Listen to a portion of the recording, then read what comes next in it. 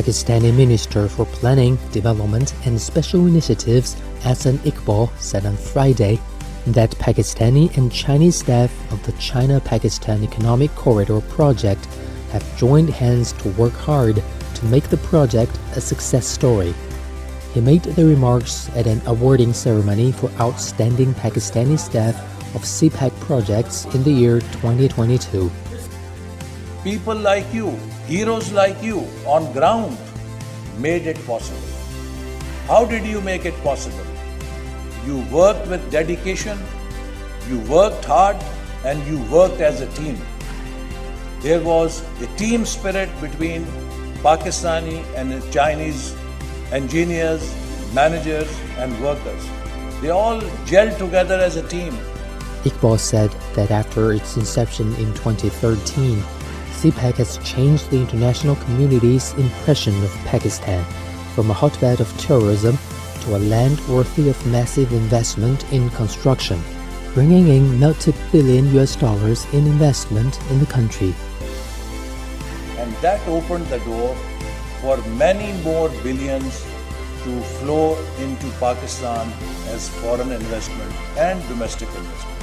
So there was a new speed of development that Pakistan saw for the first time in partnership with China.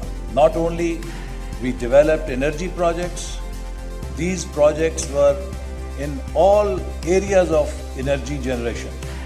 There were hydro projects, there were coal projects, there were wind projects, and there were wind and solar projects.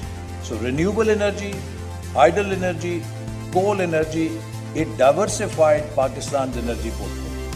Iqbal said that CPEC also brought a connectivity revolution in Pakistan, and a network of motorways and highways was constructed across Pakistan to provide connectivity within Pakistan and to enhance connectivity between Pakistan and China.